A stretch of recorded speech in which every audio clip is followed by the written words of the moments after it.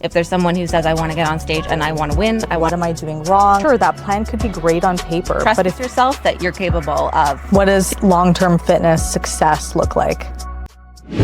Welcome to YasFitPro. My goal is to help you stop restarting your journey and to actually figure out what works long-term. As a physique competitor, my approach changes a lot throughout the year. I want to show you why each phase matters and how it translates to real life. In this series, I'm sitting down with Meredith Perry, a wellness division athlete, coach, and gym owner. And we're getting into the reality of physique change, business, and what actually separates people who succeed from those who stay stuck in a loop. In this episode, we're talking about discipline and identity. If you're interested in this kind of content, follow me on Instagram at YasFitPro, subscribe to this channel, and make sure to comment below. This is a conversation after all.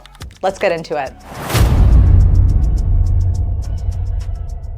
I love that you touch on what people are already successful at outside of fitness, because I think people can be really vulnerable coming into a fitness coaching setting if they're highly competent in other areas. When they're working with a coach, that coach might initially only see them in a fitness capacity. And it's kind of this self-fulfilling prophecy or this looking glass effect of, I'm seeing myself through this PT or this coach's eyes, and my goodness, I still have so much more to go. But if you can tap into, let's just pay attention to what you're amazing at home, they can channel that into the, oh yeah, I'm really good at this challenge that I deal with outside of the fitness space. How can I bring that part of myself to this? I have a client she runs a law firm, she has kids, she's running a household, and then she's struggling with sticking to the fitness. I'm like, girl, of course you can do it. You can run a law firm, you can get a law degree, like you're phenomenal, you're clearly capable. Or I have a client who's a doctor, and I'm like, of course you can get up to work out. Like you are so wildly capable. So just tapping into those other things that are proof and validate that, no, I can do this. It's a really different message from, why aren't you following the plan? Like, just follow the plan. I just think back to the 2010s, infomercials, and just follow this, and there's no individualization in those approaches, and so it's really easy to feel like there's something wrong with me if I can't follow this. But in reality, you just didn't have maybe that coaching that would have helped you reframe those thoughts to be able to follow that. So I think we've touched on maybe some of the psychological components of how to make change happen. It's not about dieting harder or doing something harder. It's sometimes just a small tweak in your mindset that makes the biggest difference. And I think that's different from motivation. Where most people get stuck, for sure, is definitely being hard on themselves.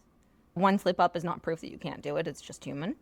So onward and forward, try to learn from it, but it's not like a comment on your morality or your character or proof that you can't do it. It's just a normal, you're just a person, you know? Yeah. Keep trying. Yeah, and your physique doesn't define your whole self. It's a really good way of exploring your potential in other areas. And maybe like a closing statement I could say on what people think it takes to change their body versus what it actually takes. It's interesting how common it is to think that it takes some kind of huge extreme thing to move the needle. But when it actually takes maybe the more boring stuff, the less loud, shiny, dramatic changes. It's very much so the basics. Like if you can get a good amount of protein, if you can try to work on your sleep, it's not going to be perfect.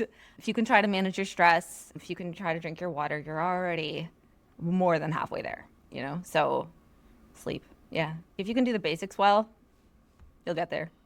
People resist the basics sometimes because so that's why it's important to tune out the noise. If you don't have any more input, you can actually just focus on your plan and it's suddenly in your grasp. Okay, discipline and identity. I've been told before, oh my gosh, Yasmin, you're so disciplined. Like you're so disciplined, like to work out X times a week or have a goal like a stage competition. And I'm like, am I more disciplined than you? Like I don't know if that's the case. If anything, I feel a little bit less disciplined than I was when I was like just trying everything and hitting a wall. And so I think the definition of discipline is misunderstood by people to be just an inherent trait. And then discipline and willpower get mixed up as well.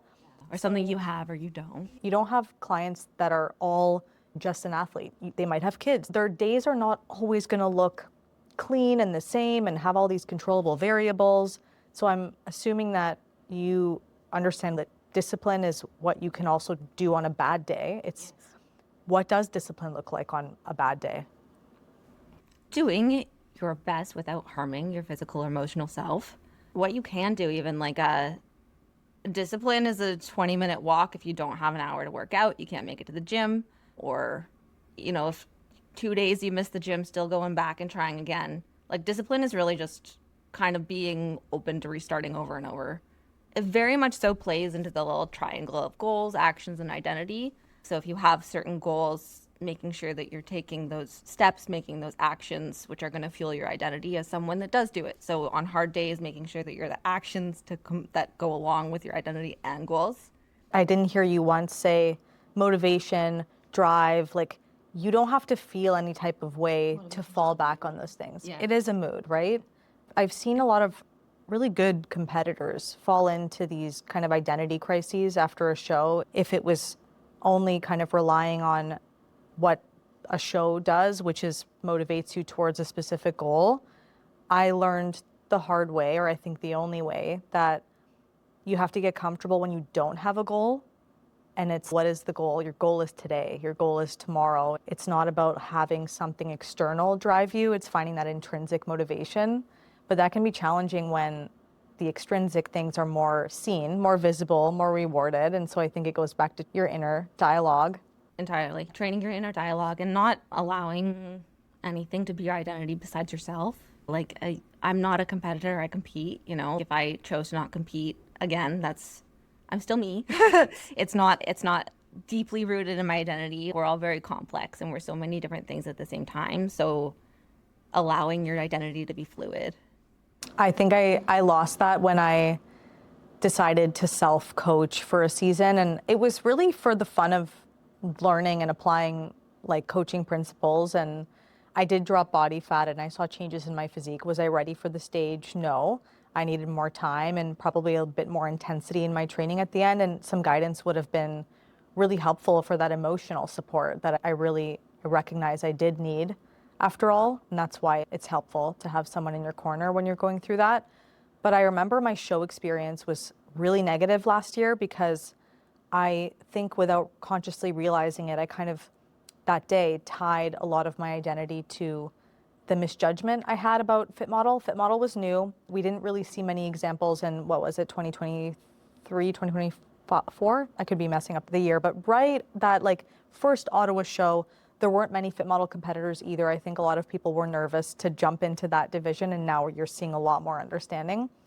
But I think I just felt like, wow, I really kind of misunderstood what the judges meant when they said it's a softer look than bikini. It's not that much softer. It's and not like, as soft as you think, yeah. But looking back, I'm like, I could have given myself at least a little pat like on the back. Hey, you didn't nail this one, but it doesn't mean you can't come back. But I really felt like I was judging, I think, my whole identity on my whole potential, my execution ability, my discipline on the outcome of that day, when I wasn't a competitor. I was just competing on that day. And maybe maybe you had a bad show and that's okay. Yeah, exactly. I mean, it says a lot that like you're able to get on stage. That's not easy. So like you did it and you finished, and that's huge. And even if it wasn't perfect, that's a lot to learn from. So it's not like it says anything about your character. It's just, okay, next time I will come in leaner, and that's just data. What advice would you have for competitors that constantly don't feel good enough because there's always another standard to strive for? They might not recognize that it's a big deal to step on stage or even do well at a regional show because they have their eye on the future instead of enjoying the process. My advice would always just be, if you're going to get there anyway, try to be present and enjoy the process, or you're never going to feel satisfied. Yeah. Easier said than done. I would say that like goals are awesome, and it's so healthy once you achieve a goal to set a new one. And I'm so supportive of that, but I don't think we need to wait to be happy to achieve the goal. I think that if you're trying to win a regional show, you can be happy that you're in prep. You can be super excited that you got on stage, because at one point our goal was to step on stage.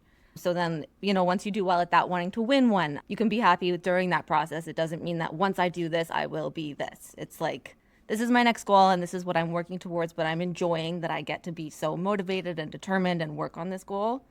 So just more focusing on being present, allowing yourself to live your life and not waiting to be like, yes, when I get there, then I can start to being myself. It's like that with everything. I heard a story about my friend who dated a billionaire's son, And yeah, like they had a lot of money, right? And she really wanted to start a family, but the son wanted to make his first million before he felt comfortable being a father. And she would always ask why, And it was because the circles he was around made him feel very inadequate, even though, going back to Gen Pop, you're doing well, right? If you have, 800K, that's pretty good. But it's this perception of, okay, once I make the million, I'll feel comfortable. Yeah.